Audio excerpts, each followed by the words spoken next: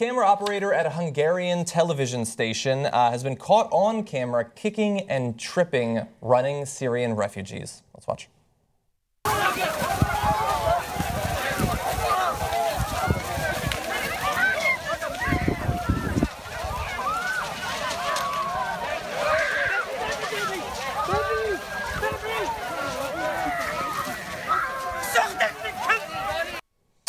So the camera person that you saw there is Petra Laszlo of N1 TV. This was at the border hotspot of Rosk. And you do see a fairly chaotic scene. You see what could be at the very least many dozens or possibly hundreds of refugees running away from police. So it is a scene of chaos, but it's a scene of chaos that does not need the added cruelty of you tripping an old man holding a child. This story is so disturbing, and I don't know what it is about this video that makes me emotional, but I'm going to come out and say it. It makes me emotional. Because these are people who are fleeing from a very violent situation. They're desperate. They don't know. They're leaving everything behind. Everything they know, they're leaving it behind. And they're trying to get to Germany through Hungary, right? And right now in Hungary, there is this huge issue of xenophobia. Not by all people. I'm not making a generalization, but specifically a political party there known as the Jobbik Party, right? And this television station that this woman worked for is closely tied to them. They are very nationalistic. They are very anti-immigration. They don't want anyone that's not Hungarian to live in that country. In fact, back in 2008, their election campaign was Hungary belongs to Hungarians. Okay, so they are just not friendly, to say the least. So that kind of behavior from her is unsurprising once you kind of learn about the political party that this television station is linked to. Yeah. That being said, the biggest problem in most issues, whether they're international issues or domestic issues, is that people have no empathy. And when you treat others like they're garbage, it just shows that you're just not a good human being, right? Yeah. We're so divided, whether it's by nationality or race or gender, whatever it is. Just have some fucking empathy. Here's a man running away, holding a child, and the only thing you could think to do is to trip him. Just make it a little bit harder. It's a fucking kid, right? I mean, she's disgusting. And thankfully, she's gotten a tremendous amount of criticism and she's been terminated from her job. Yeah. So. Yeah, so we're going to talk about some more of the consequences in just a second. But when you see there, it really shows, I think, how well the human brain has developed so that it can take a group of people that it's not very familiar with and sort of wall off the normal emotions you have for other groups of people. That you can see a group as, because they're a different religion or a different tribe or a different sect of the same religion, or they prefer a different sports team or whatever, you despise them. And you think it's fine to despise them. You think it's preferable. You think it's a good thing to despise them. But like nobody who hears about, I had a friend whose family literally escaped the killing fields in Cambodia, and she told me the stories that they had of an uncle who went up into a fruit tree to get fruit, and there was a mine in the tree, and he died. And like, imagine they finally make it into a neighboring country, and people are fucking tripping them. Or people fleeing Nazi Germany, and they have some asshole just trying to make their trip a little bit harder. Imagine if America was someday invaded and we had to fucking flee for Canada. And imagine if they were sitting at the border just waiting to spit in our face.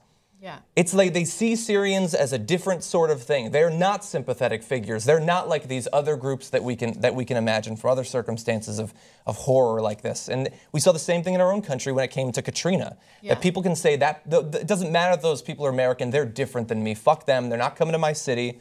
It's all too easy for humans to make that sort of distinction, and it is sickening, as you said, the lack of empathy. Yeah. Okay, so as you did say, the camerawoman's employment has today been terminated, according to the editor-in-chief of N1 TV. The case is now closed for us.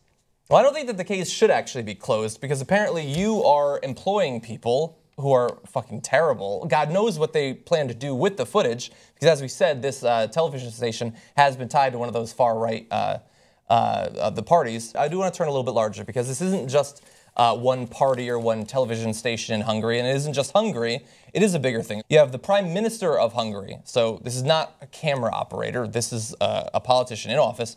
We do not want a large number of Muslims in our country. No one can force us to accept more than we want. There were some people in America actually talking about how we should bring in people, but it should only be the Christians from Syria. And look, there are some concerns about the ability of particular countries to integrate large numbers of new people who are coming in without any resources. That's difficult, but it needs to be done. You can't simply turn them away.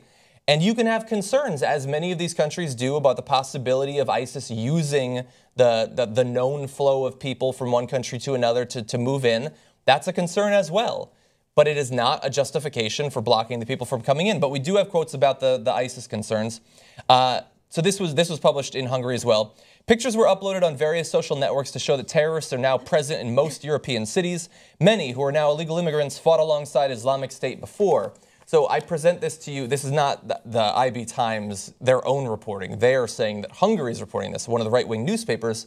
So there are very real concerns about ISIS, but they are being used by far right-wing parties in Europe to try to stop people from feeling any sort of social or human obligation to these refugees. I gotta be honest, it sounds a lot like the fear-mongering that happened in the United States right after 9/11, right? The same type of fear-mongering that was used as a justification to take away some of our, constitutional rights, including privacy and things like that.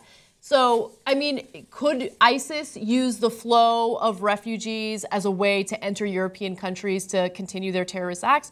Sure, but there needs to be evidence of that. It's one thing to say, hypothetically, they can do it, and it's another thing to show that that's actually something they're either planning to do or they're already doing.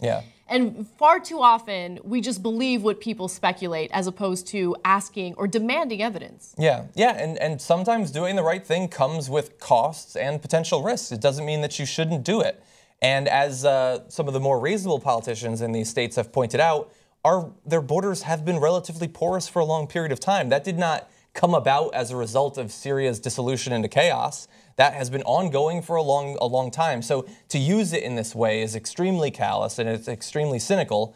And it's not unlike what we've heard in our own country about, well, we should stop Mexican immigrants from coming because we saw a prayer rug one time that turned out to be a soccer jersey. So we should shut down the entire southern border to immigration because of the same exact concern that ISIS will be coming over. So it is a concern, but you have to understand that the people who are using it aren't necessarily using it because they have sincere concerns about the possibilities of terrorism. They might just be trying to carry on their own political philosophy.